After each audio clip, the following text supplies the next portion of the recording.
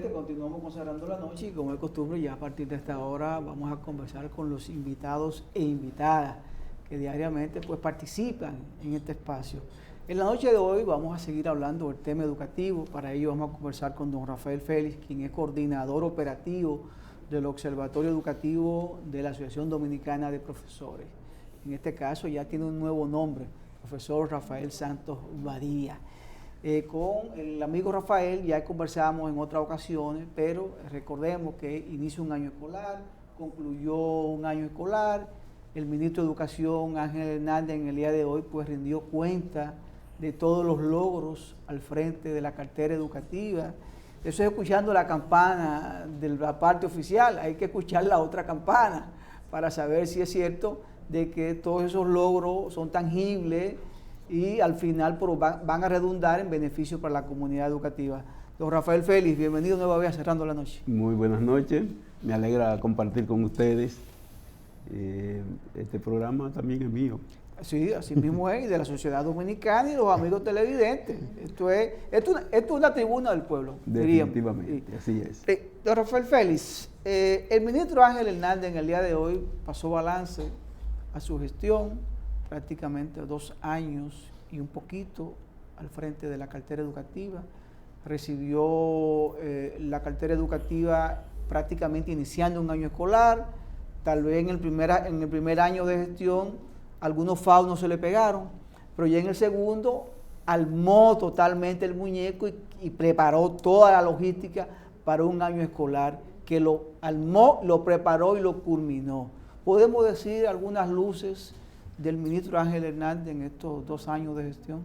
Yo creo que estos han sido 2 años de muchas sombras, porque el sistema educativo nacional, uno de sus elementos, tiene que ver en cómo se conduce la política educativa y en cómo se armonizan los actores en razón de poder conseguir resultados.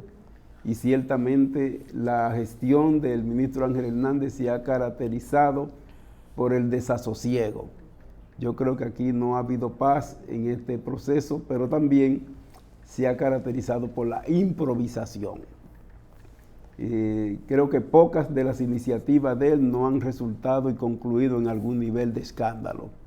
Quizás sus iniciativas más importantes, lo de los libros de texto, todo el mundo sabe qué pasó con ellos. Y aún hoy, y digamos la nueva versión que trata de introducir de los libros de textos, representa poco avance en tanto y cuanto una parte importante de los estudiantes no tienen posibilidad de acceso a los mismos ni a sus contenidos porque no tienen el medio para llegar, que es la parte digital de los libros. En el estudio último que hizo el Observatorio Educativo, acabamos de verificar que menos del 3% de los estudiantes conserva su dispositivo electrónico. Entonces, el que tú coloque un portal en donde pueda accesarse a una información y los estudiantes no tienen el instrumento para accesar, es como si no lo tuviera definitivamente. Porque ustedes saben, después que se entregaron dispositivos electrónicos en la gestión del ministro anterior, de Roberto Fulcar, eso no se ha vuelto a renovar. Ni existe ningún tipo de mecanismo establecido expresamente para que pueda haber proceso de reparación de dichos dispositivos. Hay que decir que el grueso de los centros educativos públicos en la República Dominicana carecen de conexión a Internet.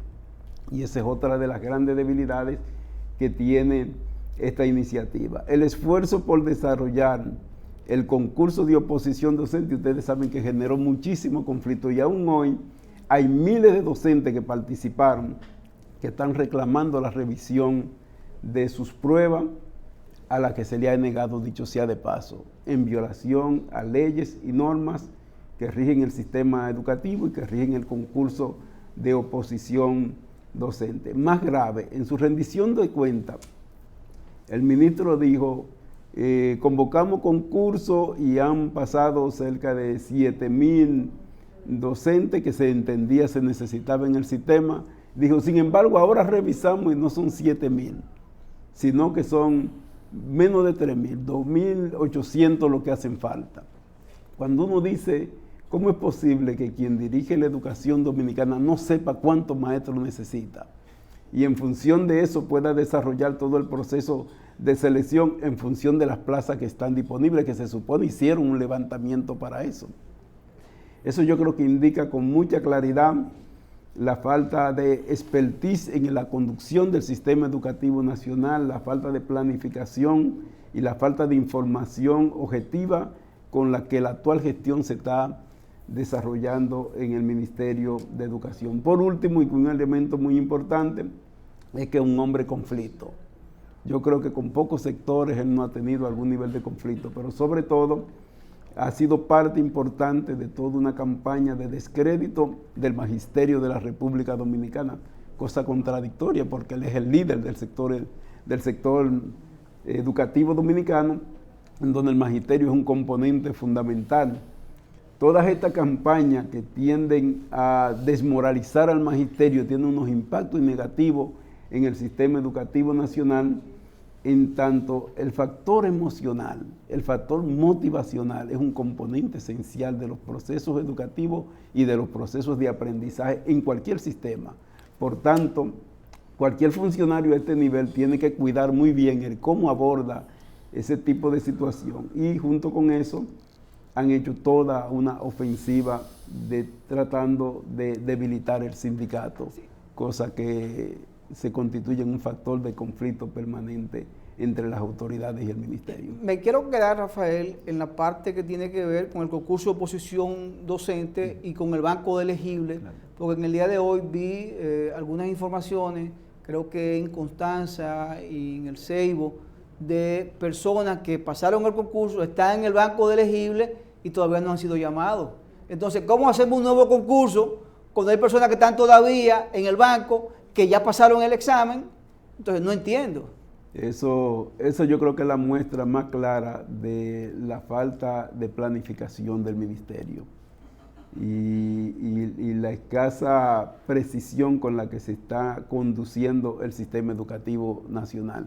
Tú estás hablando del concurso anterior al último. Sí, que está en un banco. Quedaron más de 7,000 docentes en banco de registro elegible. En esos mismos sitios se instaló nuevamente un concurso que le llamaron focalizado, pero teníamos docentes en banco de elegible que lo que procedía era completar, claro, las plazas que existían en eso. En el caso del Ceibo, el tema es mucho más grave. Se supone que del concurso anterior, muchos de esos docentes fueron desplazados incluso a Higüey, porque supuestamente no había plaza suficiente en el Ceibo. Sin embargo, se hizo concurso ahora nuevamente en el Ceibo. Y eso, lógicamente, genera situaciones complicadas. Ahora ellos hicieron un levantamiento, una auditoría de personal, y en su implementación, finalmente han estado moviendo maestros de un lugar para otro. Eso tiene algún sentido. Lo que no tiene sentido es que quiera hacerse sobre la base de un cálculo matemático de cuántos maestros se necesitan, porque la educación no es así, la escuela no es de esa manera. Todo el que ha participado en el diseño de la programación, de los programas, de los horarios de clase, sabe que un maestro en este semestre puede tener una cantidad de horas de clase y en el próximo puede tener menos o puede tener más. Entonces, lo que hay que garantizar en todo caso es que la escuela tenga el personal que necesite para garantizar la calidad educativa que se requiere en ese centro educativo. ¿Por qué se generan tantas dudas con los concursos de oposición que realiza el ministerio? No son uno ni dos los aspirantes que se quejan de los concursos, de cómo se califican, el peso que tienen, la relación primaria. Cuéntame un poco de eso. No, eso tiene que ver con dos cosas, Junior. Mira, los concursos ya todos se hacen de manera virtual. ¿Qué pasa? Que no se produce, y eso lo hemos nosotros planteado, una calibración psicométrica de los concursos. ¿Qué es lo que es una calibración psicométrica? Cuando usted va a evaluar una población muy grande, usted tiene que tener unos parámetros de evaluación, unos niveles de evaluación. Y esos niveles de evaluación usted los puede subir y los puede bajar, porque tiene que buscar una media para poder evaluar de manera equitativa a toda una población. Los concursos se han hecho sin producir esa calibración psicométrica. Cuando van los maestros a examinarse, si ustedes se dan cuenta, comienzan, como dicen, reprobando muchos, porque no se ha hecho previamente, que el ADP, dicho sea de paso, lo ha requerido siempre, que se haga. El segundo aspecto tiene que ver con que los concursos a veces no se preparan adecuadamente. No prepararse adecuadamente es que muchos de los contenidos no corresponden a las áreas que están siendo evaluadas por los docentes. Y entonces eso hace que tú estés preparado para una cosa y tu examen de evaluación tiene que errar obligatoriamente. No pueden ser los adecuados tampoco. Pero eso no es ni siquiera ético. No, no es ético ni es correcto, porque no te permite hacer una selección adecuada del equipo humano que a nivel de docentes se necesita en el país. Todo eso es parte de la situación que se ha producido en los concursos de oposición. Por eso es correcto que puedan estar siempre disponibles los espacios de revisión de los concursos. El otro tema de los concursos ha sido la plataforma que se utiliza. Es una plataforma que en distintos momentos muchos docentes se le ha pagado el equipo, la plataforma se le ha reiniciado varias veces, y ustedes saben que eso tiene unos tiempos muy específicos para poder completar la evaluación que le corresponde. Rafael, Giovanni señalaba la rendición de cuentas del ministro de Educación, y veo que es un llamado, me parece interesante, a cambiar las personas, no las políticas, a favor de la mejoría de educación. Y quiero preguntarte y ver si el gremio tiene conocimiento, ¿qué es el plan decenal Horizonte 2034?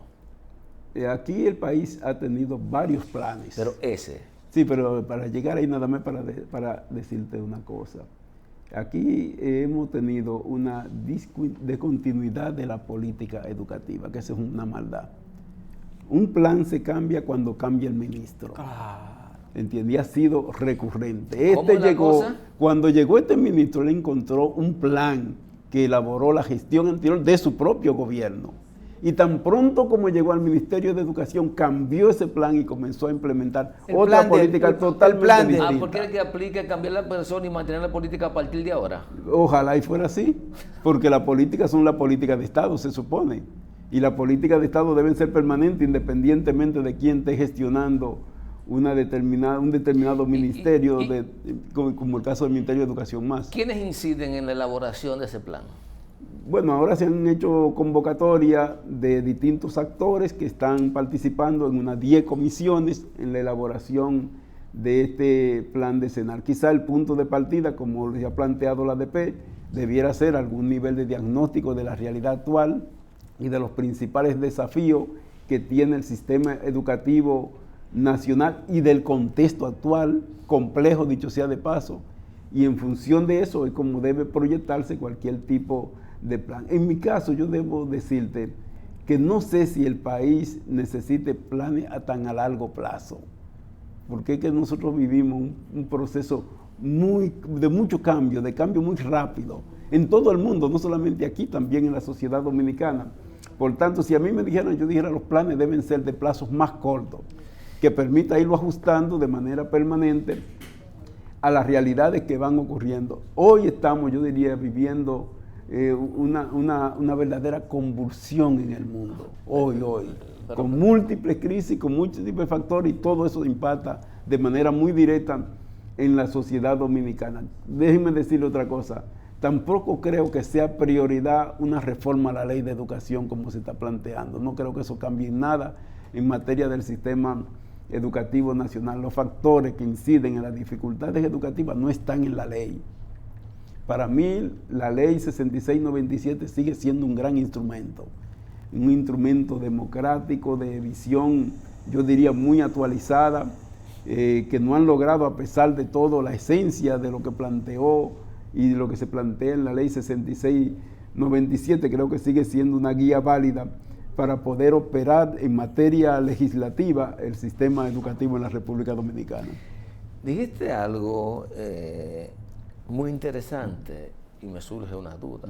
Dijiste, para nosotros, la ADP, el plan debe partir de un diagnóstico. Claro. Textualmente dijiste eso. Eso significa que para la elaboración de este plan Horizonte 2034, necesariamente no hubo un diagnóstico de la situación, por un lado. Segundo, el gremio no ha tenido participación en el proceso de elaboración de este plan decenal al 34.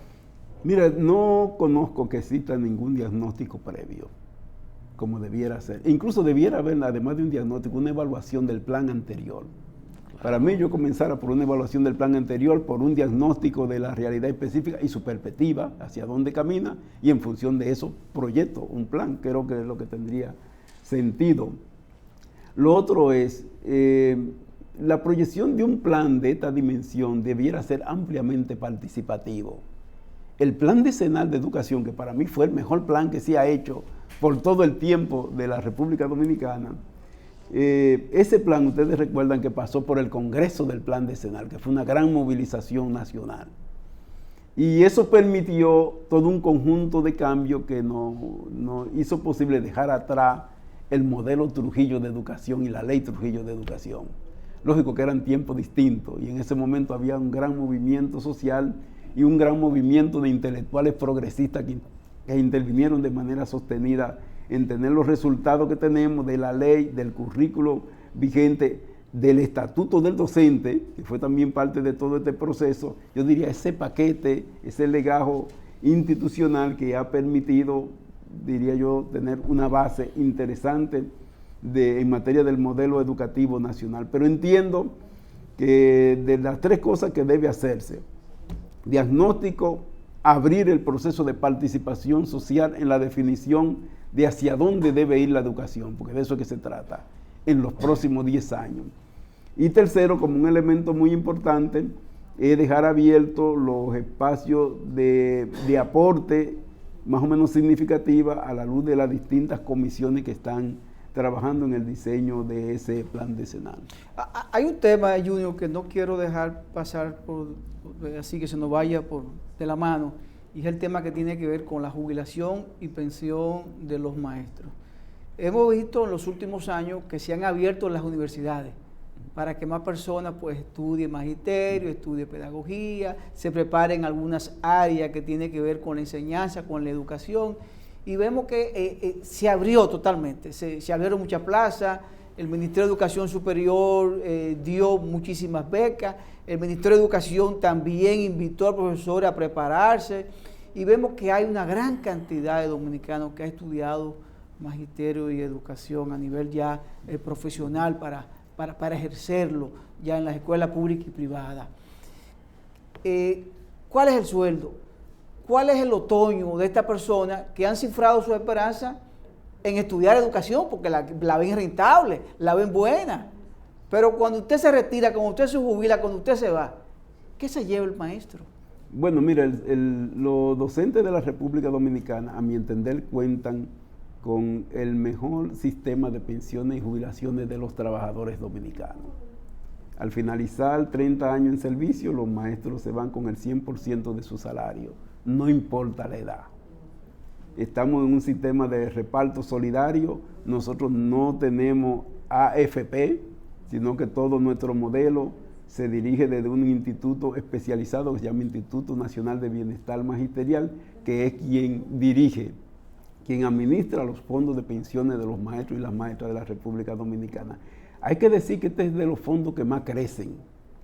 Actualmente los maestros tienen en su patrimonio 143.000 millones de pesos en su fondo de pensiones. Los maestros son dueños de aproximadamente el 12% de los fondos total de pensiones del país. Y ese fondo crece a un ritmo de cerca de 12.000 millones por año. Ese es un fondo totalmente sostenible, a diferencia de la campaña que quieren hacer quienes tienen la idea de poder desmontar esta gran conquista magisterial a favor de los docentes de la República Dominicana. Nuestro modelo de pensiones y jubilaciones además tiene otros beneficios que son parte, digamos, de la conquista docente. Dentro de ello, el plan de retiro complementario que permite que un maestro que se retire a los 20 años de servicio se le entreguen juntos 25 salarios, y ese monto le permite también desarrollar iniciativas diversas y resolver temas importantes en su vida a la hora de retirarse del sistema educativo dominicano. Interesante conversación con don Rafael Félix, quien es coordinador operativo del Observatorio Educativo de la ADP, profesor Melanio Paredes, y pues profesor Rafael Santos, grave error, caramba, profesor Rafael Santos, y se integra con nosotros don Miguel Fernández, que es miembro del comité ejecutivo de la ADP, para seguir abordando estos temas que ya Rafael ha dejado aquí el escenario caliente. Tú sabes que antes de la llegada de Miguel, yo le formulaba una pregunta importante a Rafael, en el sentido de que por qué los profesores no están en sistemas de capitalización individual, que nos han dicho que es tan bondadoso y tan bueno, pero que los que diseñaron la ley no se incluyeron. Ah, sí, claro, hay sistemas especiales, como el de Banco Central, de Banco de Reserva, los legisladores.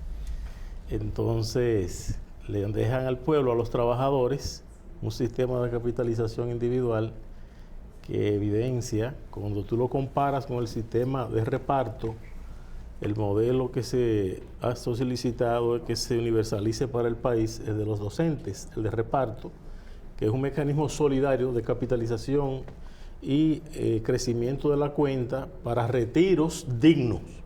Retiros dignos. Cuando una gente se retira del trabajo, ya lleva la carga de los años y algunas dolencias, y por tanto no puede recibir una pensión para receta, sino que tiene que vivir con dignidad. El caso de los docentes que se retiran con 30 años de servicio y el 100% de sus últimos 12 salarios promedio, denuncia el fraude de la AFP, porque la AFP, según están proyectados, para 2038 estarán pensionando, jubilando personas con el 23, el 24%, y ya usted significa comparar un 100% con un 23 o un 24%, es evidente que hay un fraude. Pero además la práctica de acumular estos fondos y convertirlos en certificados financieros en el Banco Central y el Banco de Reserva, te dice a ti que los fondos, los ahorros de los trabajadores de la República Dominicana, lo que están alimentando una boa, que no existe tal capital sino en la confianza de un certificado que es un papel, y que en lugar de ser aprovechado para permitir pensiones dignas, hay unos administradores que se lo engullen como una boa la mayor parte de la rentabilidad de esos fondos, y las personas al final tendrían que retirarse con pensiones miseriosas. Esto puede dar pie a grandes convulsiones sociales, porque cuando la gente descubra que después de haber cotizado 30 años, ¿verdad?, 360 cuotas y más, se va a retirar con una porción muy poco significativa de sus ingresos. Algunos actuarios dicen que con sueldo usted puede llegar al 35%. Los que tienen un salario alto, los que tienen un salario alto, pero aquí el salario promedio es bajo y el bajito ni hablar. Y peor aún, que hay una masa de trabajadores informales que no tienen ninguna seguridad social ni ningún medio para ser protegido, a pesar de que la misma ley prevé otros mecanismos para que el Estado participe y ellos participen de otra manera. Sin embargo, el negocio de la seguridad social es la consecuencia de todo un proceso de privatización de la vida. Cuando se decide hacer negocio con los derechos humanos, con la salud, con la educación, con la seguridad social, es una política deliberada, estimulada incluso por organismos financieros multilaterales, entre comillas, pero que siguen un hegemón en una política global de, ¿verdad?, de gran concentración de capital y de despojo de los derechos sociales de los pueblos y de los trabajadores. Por eso tanta ataque a los modelos de seguridad social de los maestros, tanto su propio seguro familiar de salud, el SEGMA, que también lo corroen, quitándole los que ingresan nuevos y dejándoles afiliados envejecientes. Lo más adulto. Lo más adulto. Lo que ya no van a cotizar para que se caiga. Y le mandan a la privada desde el mismo Ministerio de Educación, se conspira. El Ministerio de Educación tiene la presidencia del Consejo de Directores del SEGMA. Y desde el mismo Ministerio de Educación se envía, de cada 10 nuevos docentes, se envían 7 y 8 a las privadas. El maestro nuevo no se enferma, no usa servicio, cotiza. Entonces cuando se retire, lo botan, lo tiran para afuera como una yagua, como se dice en el campo. Eso no lo hace el SEGMA, que sigue protegiendo a sus afiliados todo el tiempo, y por tanto el tema de sostenibilidad del SEGMA está relacionado con su afiliación natural de los nuevos docentes y empleados del MINER que deben ir al SEGMA, y eso permite que los nuevos cotizantes soporten o compensen el costo que tiene la salud de nuestros envejecientes docentes. Así que desde el mismo ministerio se atenta contra una institución de la seguridad social del magisterio. Desde el mismo Estado también hay una parsimonia y una dejadez también para que los banqueros, que son los mismos dueños de ARS y de AFP, debiliten el mismo Instituto Nacional de Bienestar Magisterial de los Maestros. Porque en esta altura, un instituto que data de 1997 con la Ley de Educación y que no pudo constituirse hasta el 2008-2009, cuando empezó a gotear su propio fondo, esta es la hora que no ha creado el Consejo de la Vivienda del Magisterio, ni el Consejo de la Seguridad Social del Magisterio. Sigue dispersos los esfuerzos sociales institucionales en materia de garantizar la seguridad social integral de los maestros y de su familia.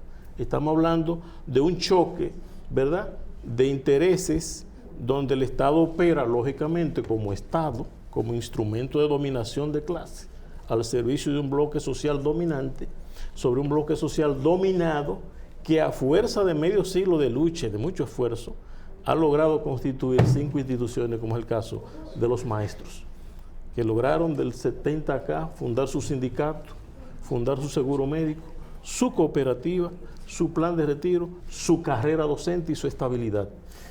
Antes de irnos, ¿cómo ha logrado ese sector construir eso? Aparte del gremio, porque me has hablado de una o dos entidades netamente financieras, exitosa, como la cooperativa, el propio instituto. ¿Cómo ha logrado la ADP, a pesar de todas estas situaciones que ve el país, consolidarlo?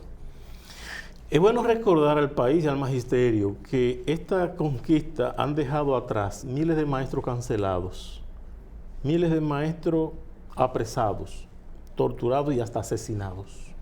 Que la ADP se fundó no solamente por salario, que esta ADP se fundó por los derechos democráticos, por las libertades públicas, por el derecho a la organización sindical, y las libertades políticas en plena dictadura del 70.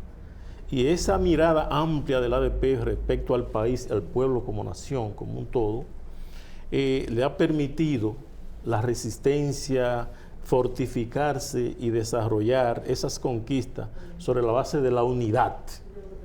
Unidad en la diversidad, porque es diversa y tiene diferentes fuerzas que confluyen, contradictorias, pero en el objetivo de conservar y construir bienestar magisterial, construir conquistas concretas que beneficien a la familia docente y a la educación pública, que en este país los únicos que, cuando aquí el presupuesto de educación era el 1.5, el 1.9% del PIB, nadie miraba para la escuela pública. Cuando la ADP aquí luchaba por liceo en los municipios que no habían, porque había liceo en los municipios cabeceras de provincia. Cuando la ADP se planteaba aquí el tema del mobiliario, del librero, del desayuno y del almuerzo escolar, de los derechos del pueblo dominicano a una educación pública liberadora, democrática, con cobertura para todos. A esta altura, el ministro acaba de dar un informe sobre los 4 años de gestión del presente gobierno y saca la cifra ridícula de haber incorporado 15,000 niños de 3 años al sistema educativo. ¿Eso es un derecho? ¿Eso es obligatorio? No, pero no solamente eso. Es que de 3 años tú tienes en el país 200,000 niños y nada más tienen 15. De 4 años tú tienes 220,000 niños y no llegan al 15. Tú tienes de 5 años cientos de miles de niños que no tienen ni aula ni maestra. No hay cobertura todavía a esta altura. Hay que luchar por el derecho a la educación. Es más, nosotros retamos a los apologistas del negocio que viven hablando cuando la ADP hace resistencia y denuncia, que se desvelan por el derecho a la educación del pueblo dominicano. Nosotros los retamos a que se unan al pueblo para que haya cobertura, porque los niños deben de ingresar a educación preprimaria de 3 años para un primer ciclo, un segundo ciclo de preprimario de 4 años y un tercer ciclo de preprimario de 5 años, para cuando tengan 6 años ya estén casi alfabetizados.